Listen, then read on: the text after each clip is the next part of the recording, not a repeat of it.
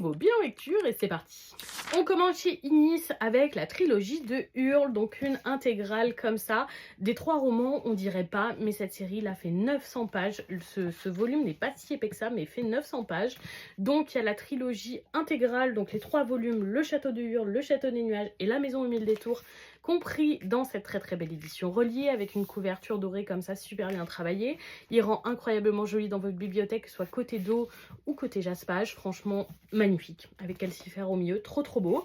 C'est donc un titre qui a inspiré le film de Miyazaki avec Calcifer, donc le Ghibli, et la lecture rentre vraiment dans ce style. Je m'explique, pour moi c'est une lecture vraiment un petit peu style conte, donc qui s'adresse plutôt à mon sens à un public plus jeune que moi, parce que l'histoire est souvent tirée en longueur et assez prévisible malgré tout comme un conte. Tout simplement, donc je vous avoue que j'ai lu Le Château de Hurle qui fait 300 pages, qui représente le premier volume de cette trilogie et ma curiosité n'a pas été piquée pour lire les 2 autres volumes, donc les 600 dernières pages présentes dans ce titre. Donc j'ai préféré m'arrêter au premier tome, voyant que la lecture n'était pas pour moi, qu'elle était trop longue et trop simple à mon goût. Mais je sais que si vous aimez les lectures de type conte ou si vous avez des personnes jeunes, adolescentes dans votre entourage qui apprécient la lecture, franchement je vous le recommande, c'était juste pas pour moi. On passe chez Neotoon avec les 2 premiers volumes de Cursed Princess Club. On est encore dans une rédaction façon conte, mais tellement originale. Déjà, l'humour de ce titre est incroyable, tout bonnement incroyable. Je me suis marrée en lisant ces 2 tomes, j'ai énormément rigolé à voix haute en lisant, c'est super drôle comme titre. Ça aborde des sujets très intéressants comme le regard des autres, l'acceptation de soi, la différence, les complexes physiques, etc.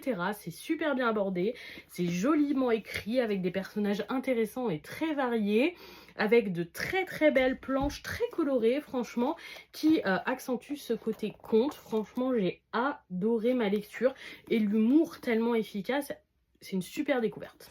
On va chez Kiyun avec le 17e et dernier volume du titre Les Liens du Sang. Ça y est, Shuzo Oshimi nous propose la fin de ce titre. Toujours un petit peu déçue que la lecture soit aussi courte. J'ai mis moins de 10 minutes à lire ce tome et c'est un petit peu le cas de tous les tomes de cette série. Ça se lit extrêmement vite et ça c'est dommage.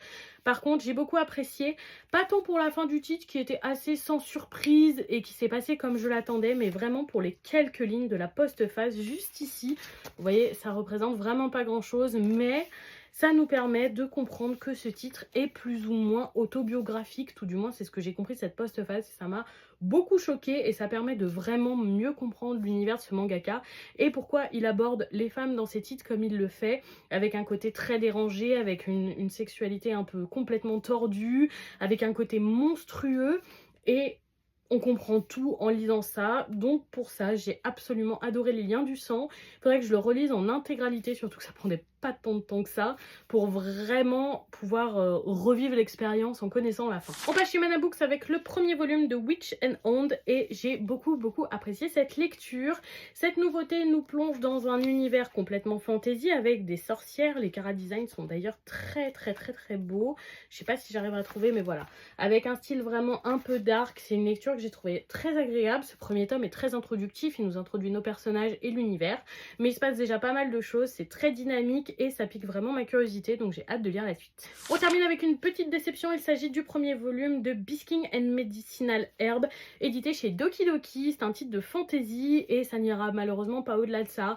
On est sur un titre de fantasy très classique, je pensais que ça serait un petit peu plus original en lisant le synopsis. Finalement j'ai pas trouvé tant d'originalité que ça, donc si vous aimez la fantasy classique, vous allez adorer. Si comme moi vous cherchez le petit twist, je suis pas sûre que ce titre réponde à vos attentes. Et donc voilà pour ce bilan lecture, dites-moi si vous avez lu ces titres ou si certains vous tentent. Bonne soirée tout le monde!